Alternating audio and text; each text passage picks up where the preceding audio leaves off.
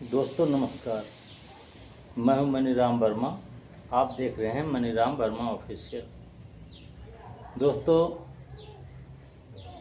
कल श्री राजीव गांधी जी प्रयागराज में छात्रों को संबोधित किया तथा उनसे भी उनकी मन की बातें बोलने को कहा और उन्होंने भी छात्रों ने भी अपनी राय रखी।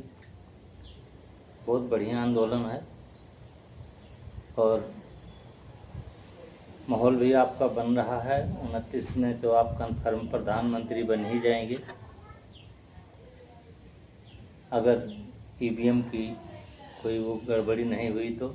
ईवीएम रहेगी तो संशय है, बैलेट पेपर से हुआ तो कन्फर्म आप प्रधानमंत्री बन जाएंगे। लेकिन इस विषय में आपको जो है बताना चाहता हूँ, न्यायालय में जो क्लोजिंग सिस्टम है जिसकी वजह से बहुजन की भागीदारी बहुत कम है। विश्वविद्यालय में प्रोफेसरों की, कुलपतियों की ना के बराबर जो है संख्या है। सचिवालय में भी वही हाल है और मीडिया में है ही है। हर महत्वपूर्ण स्थान में बहुजन की भागीदारी है नहीं, जिसकी वजह से बहुजन समाज को दबाया जाता है। अभी यूजीसी आया, इस पर आंदोलन हुआ, ये भी लटका है, सब लटका ही हुआ है। तो मैं आपको बता दूं, और आपको पता भी है कि ये कोई नई चीज़ नहीं है ना। इस 12 साल में ये भरमार हुआ है। ये 76 साल से ही इस तरह से है। अब सोशल मीडिया से सबको पता लग रहा है, पहले पता नहीं लग रहा था। इस 12 साल में कोई बहुजन समाज पार्टी के निकाल नहीं दिए गए, लेकिन आपने कांग्रेस की पिछली गलतियों से माफ़ी मांग लिया है और जनता आपके माफ़ी देने के लिए तैयार भी है। इसी में आगे मैं बता रहा हूं कि जैसे बहुजन समाज के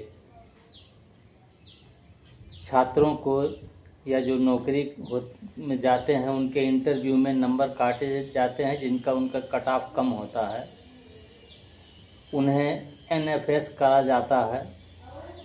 लेटरल एंट्री के द्वारा अपने मनपसंद लोगों को सरकार जो है उसमें चयन करती है। एकल भर्ती में आरक्षण नहीं है, जिसकी वजह से जो एक पोस्ट है वहाँ पर जो है इनका पहुँच ही नहीं पाता है कोई। और होता ही जैसे लक्ष्मण यादव का तो रिकॉर्ड है, सबसे अच्छा उनका जो है परफॉर्मेंस है और उनको निकाल दिया गया। उसके बाद पिछड़ा वर्ग जो सामान्य वर्ग के जितना अंक लाते हैं तब भी उनको 27% पे जो है डाल दिया जाता है। तो 27% जो आरक्षण है कमज़ोर बच्चों के लिए, उसी में वो जो है जो ब्रिलियंट बच्चे होते हैं वो पा जाते हैं और कमज़ोर बच्चे तो पाते ही नहीं हैं। और फिर 60% जनसंख्या के होने के बाद 27% में ही उनको रह जाती है। तो आपको एक मुद्दा ये भी उठाना पड़ेगा कि जो लोग, जैसा कि पहले था कांग्रेस की जब सरकार थी, जो लोग सामान्य वर्ग के जितना अंक ले आते हैं उनको सामान्य वर्ग में ही सीटें देनी चाहिए।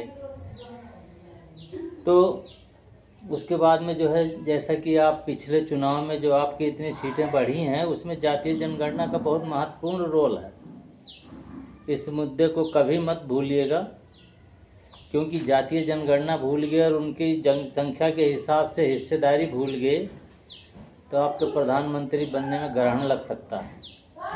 तो आपको इन सभी चीज़ों को जो मैंने बताया है इस पर भी बोलना होगा और स्टूडेंट को तो ध्यान में रखना ही होगा। तो स्टूडेंट तो आपके साथ आएंगे ही, लेकिन जब आप इन मुद्दों को छोड़ देंगे तो उसी स्टूडेंट की संख्या जो है झारखंड जैसे हो जाएगी। जैसे झारखंड में संख्या कम जा रही है तो वैसे ही बंट जाएंगे। जब आपके मुद्दे छूट जाएंगे तो वो स्टूडेंट की संख्या बंट जाएगी और नतीजा वही ढाक का 3 पाक होगा। अब जो है जैसे कंकरोच जनता पार्टी बना के तो आ गए हैं, उसमें सभी लोग आए हैं, उनके लोग भी आए हैं, चंद्रशेखर ने भी जो है जोर डाला है, और जो है इसमें मुसलमान भी आए, ब्राह्मण, सारे समाज के लोग आए। ये रहा हमारा कड़वा सत्य जो मैंने बता दिया है आपको।